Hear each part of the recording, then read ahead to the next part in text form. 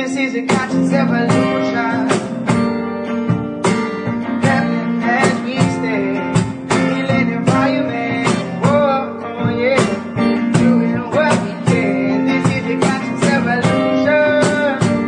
evolution. All right. Yeah, it's Phil Lerma, Conscious Evolution. This is Freethinker Radio. Yeah, it's a Conscious Evolution. So welcome back for another week of Freethinker Radio. As we said last week, this is, we've been running a pretty good record here of me being here for shows like in a row. We're doing pretty good, like staying on track. I was just going to say, that's really cool. And then I'm going to fade out for a minute. Huh? I'll be gone next week, but Mike will be here holding it down. Mike is getting some stuff ready. And if everybody who's listening, if you don't mind sharing the link, our listen link to 90.1 KPFT, it's kpft.org/listen. And then, of course, the HD2 dial, you can share it with friends and family. And then if you miss it, or, maybe you want to share it with somebody later, the archives are up for a couple of weeks, and perhaps we'll get it back to cutting out some of the clips, at least some of the interviews, and putting those on our channels on YouTube and whatnot. But first, I want to start off with a local story here before we do something else. Mike is also waiting from a call from a local musician, our friend Blaze, who's going to call in and talk about one of his songs. So we'll have... Actually, I'm so sorry. He's not going to talk about his song. In this new little segment, what I'm having happen is musicians just call in or come into the studio like last time and talk about a song they had nothing to do with writing and nothing to do with playing on, just a song that moved a musician. So, cool. That's kind of getting people kind of outside the box talking about what moves them instead of always just their own stuff. And in so doing, stirs up stuff. So, yeah. Word. So, yeah, he should be calling in shortly. But in the meantime, I want to talk about if you listened to last week's episode, I had a kind of rushed, noisy call into the show at the end of the show. I came into the show, Micah was interviewing another local musician, and then I had to head out to go to this press conference, or this sort of press event, where the mayor of Houston, Sylvester Turner, and the CEO of Verizon Wireless, Hans Vestberg, were holding this little event with the local couple, the Harrises, who were the world's first official people with 5G service. And so they announced this is a big thing, and, there's really this kind of, like, city pride, like, yeah, Houston, not Dallas, not Austin, Houston, #1, we did it first. And just this, I don't know, man, these things are, when you get involved with, like, different types of journalism, or even some of the things that me and Mike have been together before, political events, like, what I've seen over the years is that some people just like to get into this because they can schmooze and rub elbows and get dressed up and maybe meet a politician or somebody here and that, and maybe because they want access or because they just want to feel cool or different things like that. So nobody really rocks the boat and asks any difficult questions like, oh, we're just waiting to hang out with the mayor at these people's houses and yada, yada, yada. So all the questions are just like, so mayor, what do you think this says for Houston's pride? And he said, well, maybe this will win us another World Series. And it's just, it's just the kind of stuff that personally makes me want to throw up in my mouth. I'm like, okay, I thought this is ABC 13. And yeah, and it's more about like they're using this time that's supposed to be important to focus on this thing, and instead it's just like softball. There's nothing meaningful. So I chose to use the time to question the mayor and the CEO of Verizon about the health concerns and the privacy concerns that we've talked about a little bit here on the show related to 5G. And it also relates to just cellular technology, but it's millimeter waves that 5G operate on. And we'll talk a little bit more after that. But Micah, if you would play the clip of the mayor, the one on the right. And as you'll notice, there's a little bit of wind in this, so there's some parts that will cut out, but I'll just go over it after we play the clip. You can start a little bit further. And then after that, we'll play the Verizon CEO. So we're here at the press conference, and the mayor and Hans are just sitting there together, congratulating each other. They literally talked for 30 minutes about how proud they were of each other. You all have been a tremendous partner for this interview. And then now we're going to go to everybody's interviewing the mayor. It'll get louder in just a second. When it comes to Verizon, we're the first city for the installation of 5G anywhere in the world. It's just another bragging right. Okay, New York can't say it, LA can't, Chicago, Philadelphia, Atlanta, DC. But we can say it in the city of Houston. Mayor Turner, as far as moving forward with innovation and, like you said, wanting to be the first, has anybody stopped to look at any studies related to potential health effects of increasing the amount of small cells in the city, as well as privacy concerns that the American Civil Liberties Union and others have put out concerns regarding the push towards smart cities? Any thoughts on the health and privacy? haven't seen any recent studies on it. I mean, the reality is that if you want to move things quicker, if you want to innovate, the infrastructure is critically important. And I think you're always assessing, the pros and the cons, but I haven't seen anything that would cause us to slow down. The only concern that the people have had is where you place a lot of these cells. Make sure you don't make your neighborhood unattractive or get in the way, for example, for people, let's say, with disabilities. And we're very sensitive and mindful of that. There have been some concerns in California, related to the towers being near schools and things like that where there are children, because there have been a couple of studies that have hinted at effects on mice, but of course we don't know yet until the 5G systems roll out. I've been told. I'll email you them again. I sent the email last week, but I don't know if anybody in City Council got it, but I'll be there tomorrow too. Well, within that, a lot of women cells, towers. All right, so that got a little noisy there. I'll pause that right there. And the mayor's talking a little more. You can visit this video. It's on my YouTube channel, The Conscious Resistance. But for those who might have had trouble hearing, basically the mayor's going on about how proud they are to be number one. And, Dallas can't say this, New York can't say this, we're number one.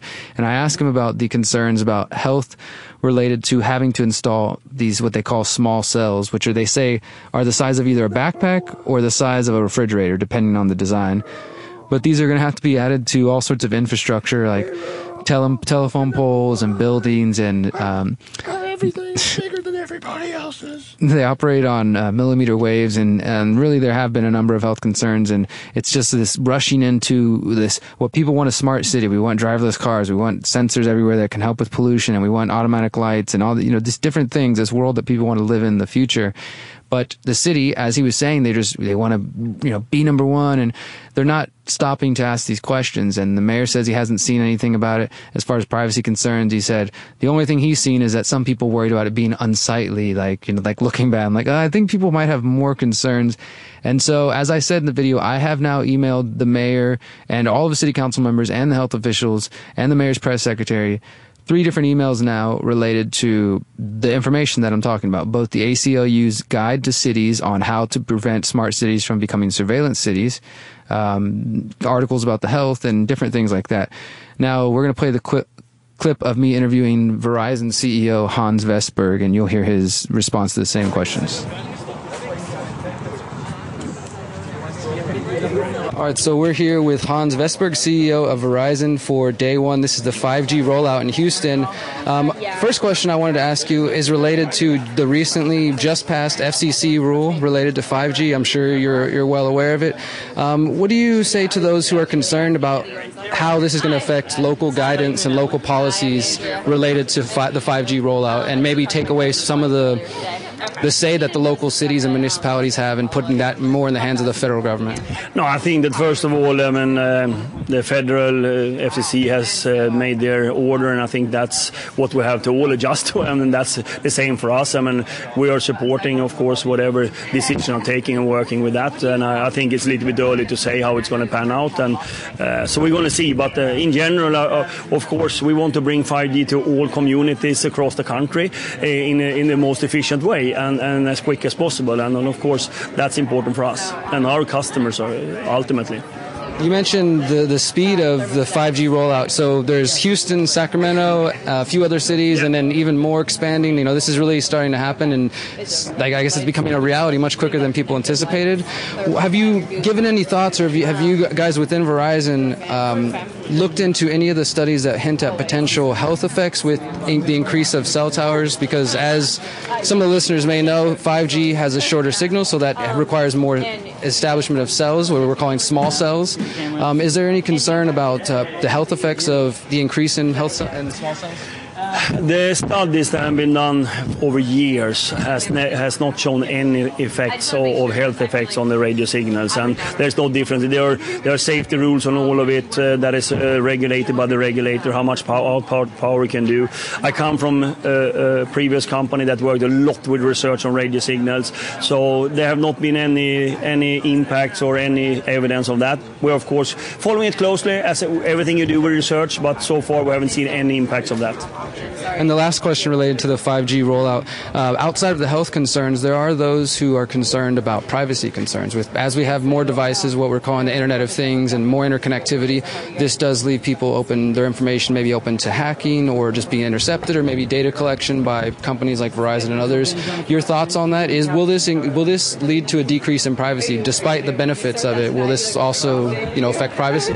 I cannot really see that it's doing that. I think that you will have much more choices, as 5G will give you different type of options, what you will do or not. Ultimately, the network is transporting it. It's the application that of course is telling you if you're opting in with your privacy or not. That's where you actually do it. So the applications is basically to define the privacy in that case, where it comes to opt in and opt out, or how you give away data. So I think that, no, I don't see it. I think that there are features in 5G which are much more secure than 4G when it comes to data and how we can send it. So I think that there are actually improvements on that. But again, it's up to every consumer or every enterprise how they are dealing with it from their point of view of privacy. I guess the one contrary to that is that, say, as Houston grows as 5G, maybe some customers are not interested in 5G, or they're not interested in having their data out there. But through the growing Internet of Things, they're saying that we're going to add hundreds of thousands of new intersecting points that will come with 5G as part of the Internet of Things. And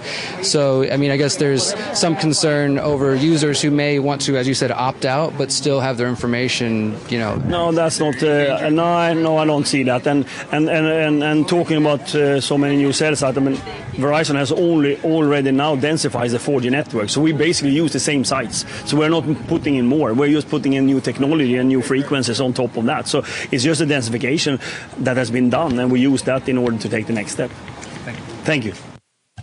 All right. So right there, I don't want to say he's lying. Maybe he's just misinformed about his own company. But I've done the research on you just do the research yourself. Look into 5G, look into small cells, how they operate. Most of all the infrastructure that exists is inadequate, because it's not like the cells are they only travel about 500 feet. So literally it's going to have to be like on almost every building. There will have to be a new little installed, from the size of a backpack to a refrigerator, depending on, I guess, what technology they're using. And so none of the companies have adequate infrastructure. That's a big part of it. And what I was referencing with him in that interview relates to a ruling last week, and I think it happened after the show. The FCC made a ruling that now puts the federal government in control of the 5G rollout. And basically what they said was, if we let the local governments and the state governments be in control of the 5G rollout, which 4G and 3G and everything else before that's how it was. They said, well, then these companies are going to get charged a patchwork of different amounts of money, and some might charge them ridiculous amounts of money, some might charge them better. It's like, so they don't want them to be out there in the market and operating like a real private company. Instead, the government's like, okay, well, we'll just put the feds in charge of it and make sure that they make a deal with the tech companies that's better for them. So not only, that it's not, but it doesn't only have to do with setting prices for negotiations. There are one of the Democrats on the FCC, she had a dissenting vote and basically said, this is extraordinary federal overreach. I do not believe the law permits Washington to run roughshod over state and local authority like this, and I worry the litigation that follows will only slow our 5G future. So to her, it's already like, we are having a 5G future, it's just maybe they're not doing it right. So the Hill also notes that critics argue that the rush to a 5G future is leading to an increased digital divide between those who have faster internet capabilities and those who do not. Sasha Meinrith, the Palmer Chair in Telecommunications for Pennsylvania State University, says the rule will contribute to decreased competition. She says, quote, what's preventing deployment is not permitting fees from local governments. It's anti-competitive behavior from the incumbents. If you study telecom history, this is a cycle that happens again and again and again. So yeah, this just seems to be that 5G is helping the tech companies gain more control with the help of the federal government. And this recent FCC ruling is a big part of it. So as far as the question of whether or not these things are safe, as I was talking about the small cells, supposedly 5G technology is going to make things 100 times, some say 1,000 times faster. That's like you can download 24K movies at once or something like, I mean, I don't know how fast after a while can things really get. I mean, but what's really the big thing about it is that 5G is going to allow the Internet of Things to come into existence fully, you know. So it's not only about the speed, it's a lot that the space that the bandwidth that it operates on will allow more devices, thousands of more, tens and thousands more devices to be added to this interconnected world that we're in. And again, there lies the potential health effects. According to GovTech, additionally, the proliferation of small cells has prompted worries over potential health risks, particularly given how close some pole-mounted antennas are to homes. The FCC last updated its radiation exposure guidelines more than 2 decades ago, based mostly on existing cell phone towers. Citizens in several communities have protested installations, and the agency is in the process of updating its standards. The Verge also reported that, quote, the FCC excludes these small cell sites from being reviewed for environmental impacts and impacts on the historical character of an area. It also, and this is really kind of related to sovereignty as far as tribal lands go, says that the indigenous people themselves can't even review this. So that's pretty crazy. We'll take it. Yeah, and that was also heavily reported. I can't remember which tribe it was off the top of my head, but they were resisting it and trying to petition and fight it. And unfortunately, the FCC has made it where, yeah, tribal lands can't even review 5G that's going to be installed on their own land. Health concerns regarding the dangers of cell phones and 5Gs have been prompted by a May 2011 assessment in which the World Health Organization's International Agency for Research on Cancer classified cell phones as Category 2B for possibly carcinogenic to humans. And then in 2016, the LA Times asked, is 5G technology dangerous? Early data shows a slight increase of tumors in male rats exposed to cell phone radiation. So there's been this continuing asking of questions. And of course, as I said, the ACLU is putting out a guide to surveillance cities. Now, I want to point to something else, and this is what I'm going to mention to the mayor tomorrow when I go to city council, and I'm going to email this tonight to the city council again and go to city council to talk to them about this. Some of you may have heard of Project Censored. It's a really awesome organization that's been around, I think, for probably 20, maybe 30 years. I could look up the history, but essentially what it is, it's a kind of I don't know if they do any investigative journalism themselves, but what they specifically focus on is highlighting stories that are censored. So every year they release their list of top 25 censored stories or something like that, right? That have been ignored or pushed out of the media and things like that. And so so the Project Censored was founded by Mickey Huff in 1976. It's part of the Media Freedom Foundation. It's a nonprofit. And so this guy has helped edit or co-edit 10 volumes of Censored and contributed numerous chapters to these works. So this is all about highlighting news that, again, gets censored by the mainstream corporate media or is ignored, and highlights valid, good reporting, right? So this is not just like conspiracy blogs and things like that. So, number 4 on their list for top 25 censored stories of 2018. Number 4, the story called How Big Wireless Convinced U.S. Cell Phones and Wi-Fi Are Safe from The Nation. So this is not just some random blog. It came out in February 2018, and it received attention that the author got follow-up interviews from Democracy Now! And NPR, but other than that, it was pretty much just ignored and swept under the rug. And it also asks these same questions, and it shows how that last report we were reading said that this is a cycle that's happened again and again with telecoms just kind of getting power and getting bigger and bigger. I think that's what we're seeing going on here with 5G. So even if you're not necessarily concerned, you maybe like, okay, I don't think millimeter waves are going to harm me. I'm not worried about the health concerns, right? Maybe you are concerned about the privacy. Maybe even that's not getting you going. But if you're against the corporate takeover of our lives, then perhaps you should be concerned about 5G, and especially if you're out there worried about censorship. Big tech's been really big in the news lately, and their ability to censor us through YouTube, Facebook, and Google, and Amazon, all these kind of companies, and their connections, spying on us, and in their connections to the U.S. government. It's like Amazon connected to the CIA. Amazon's building facial recognition software for the CIA. Amazon's building Google's building a censorship internet for China. What was it everybody was mad at Facebook about a month ago, 2 months ago? I mean, not the ongoing one, but there was a Cambridge Analytica. The mainstream even was. That was like one thing that the mainstream paid attention to, Cambridge Analytica and things like that. So my point is, we're talking about the takeover, the potential for big tech to not only smother conservative opinions, which is what the right tries to make it seem it's all about, because there's also websites like Common Dreams and other left-wing sites that are getting censored as well. But I think Ben Swann said it well. It's just not right against the left. It's just against ideas. Yeah, exactly. That's the thing, is anybody who's out there opposing, challenging the war machine, the surveillance state, the police state, or the powers that be in any sort of actual legitimate way or a way that's a threat, they have the potential to be censored, right? So Project Censored has done a great job of looking at this. I'm going to send this to the mayor and his city council. I'm going to go up there tomorrow and say, hey, I've sent you several emails. Mayor, now I asked you in person, in question, on camera, and we put that video out there. It's getting some views. And I've invited them. This is not about a confrontation. I've invited them to come onto our show to talk about it, to share.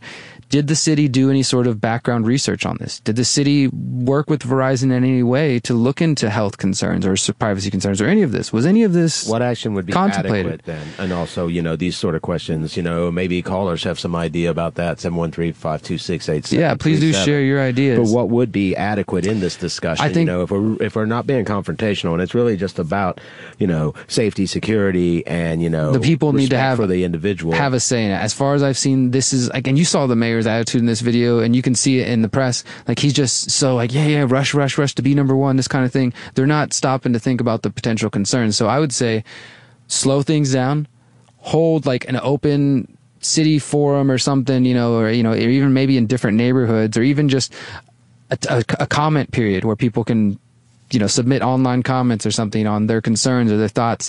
Then have city council do, if we're talking within this status system, that this is not my preferred approach, but like as far something as this, we could at least be something. Then do a review of, look at the comments that people have submitted, look into the ones that are legitimate, study the health concerns, study this would be a start. Yeah, and then make that a public, transparent process. Of course, don't just do that all behind closed doors. We studied it; it's safe, everything's good. There's no reason to be concerned. Make that a transparent process, and then go from there. Now, as far as if that needs to be put to vote, I kind of feel like, man, this is in some way, for those who are concerned with, like, say, arguments about property concerns or property violations, they're going to be installing small cells all around the city. And, the zapping you. The Verizon guy said that you can opt out, if people don't necessarily want to use it. But what I was trying to say to him is like, no, the thing is, once it's everywhere, there's no opting out of it. Like, you can't get away from it if it becomes installed. That's the thing. So we should slow ourselves down before we get to that point. That's all I'm calling for, And so I will be up there tomorrow at City Council. If anybody's interested, you got to call the city secretary's office. You can look that up on the internet and make a phone call before 2 p.m. tomorrow and just say, they're going to ask you, what do you want to speak about? Say whatever you want, 5G, or just say, hey, I'd rather not say. You don't have to give them your phone number or your name or anything, really, if you don't want to. They'll ask you for it, but you it's don't pretty have to give easy, it to right? them. I mean, it's pretty easy, pretty comfortable. You can ask for 1 minute's talk, 2 minutes, 3 minutes. And then just go there and say what you have to say, or just come there and say hi to me, because I'll be talking and maybe listen to the other people talking. Yeah, see what else. Will be cray, but what else is going on. But yeah, so I think that's some interesting things, because when I first, I've heard about 5G for about a year now, and Internet of Things, these terms are becoming more and more normalized. But I hadn't really thought about it as a topic of like, I need to investigate and look into this. There's always, I think, concerns with new technology. But since I have really begun this just in the last month, and then it seemed like everything was happening. All of a sudden, the city announced they're about to have the first customer in the world. And then last week, the interesting thing, the mayor just received an award for Person of the Year or something from some cellular industry agency. Good job of proving that. I looked it up to see if he'd received any donations from them. I couldn't see anything like that. But it's just interesting that, he's being touted as, and I think that's why he's rushing forward, because he's getting a lot of support from Verizon and from these big tech companies. So Man of the Year. The more I look into it, and then I see, Project Censored's talking about it, and then I see that there was a writer for PC Magazine who just did an article on it, and it went online. He was fired shortly after that, and he says he didn't think it was related at first, but since he's left that, they took down his story and they replaced the link with a more friendly story about 5G. Just little things like this. Yeah. The journalist even put out a statement saying, okay, I didn't think anything of it initially, but then now that they've taken my link down, and when you go to his page where all his articles are, they've taken that article off there. So it's still there, but the link's not available. So only if you have an accessible link will you find it. You're not just going to see it. And so it's just interesting. Things like this, it's convinced me that maybe there is more to this story, or at least there's people who stand to make a lot of money who don't want it to be slowed down, Yeah, I think if nothing else, that one seems to really be the case, The sooner you gotta keep that cash flow, Yeah. And there's big powers behind it to roll it out. So yeah, nobody wants to slow down. Anybody who's interested in getting involved with, learning more about the 5G and just this sort of stuff, do reach out. Hit us up on Facebook through Freethinker Radio or email me at derek@theconsciousresistance.com, and let's get together and do some work together. This is Freethinker Radio. Peace. Transcend places that hold us, you know that. You've learned to read, you've learned to write. Writing is magic. Alright, yo, check it out. A counterculture sweeps the dust off a relic, rebrands it and then sells it to the traffic of suburban kids. In a kingdom of demerits and detentions, undermining underlying prints, develop producership, bruise a lift. Was Scottish, she threw a pencil. Wish we had 1,000 instrumentals on sequential, hot off the press, injecting straight through the temple. Breathe into a certain BPM, blow through back to front, acting up with Sudoku. Loaded up to a cup for the Joe and scrambled tofu. Left coat button up, I'm hopeful for a breakthrough. Redevelop formula part 32 with a brand new twist. Revitalized, redirected, reapplied, relit, reinvented, read impressions from a spoken wit. Cause life's a medley, maybe a tailored suit. Soon as you fit in, it's time to reboot. Cause life's a medley, maybe a tailored suit. Soon as you fit in, it's time to reboot. Yo, life's a medley, maybe a tailored suit. Soon as you fit in, it's time to reboot. And life's a medley, maybe a tailored suit. Soon as life's a medley, maybe a tailored suit. Soon as life's a medley, maybe a tailored suit. Soon as life's a medley, maybe a tailored suit. Soon as life's a medley, maybe a tailored suit. Soon as life's a medley, maybe a tailored suit. Soon as life's a medley, maybe a tailored suit. Soon as life's a medley, maybe a tailored suit. Soon as life's a medley, maybe a tailored suit. Soon as life's a medley, maybe a tailored suit. Soon as life's a medley, maybe a tailored suit. Soon as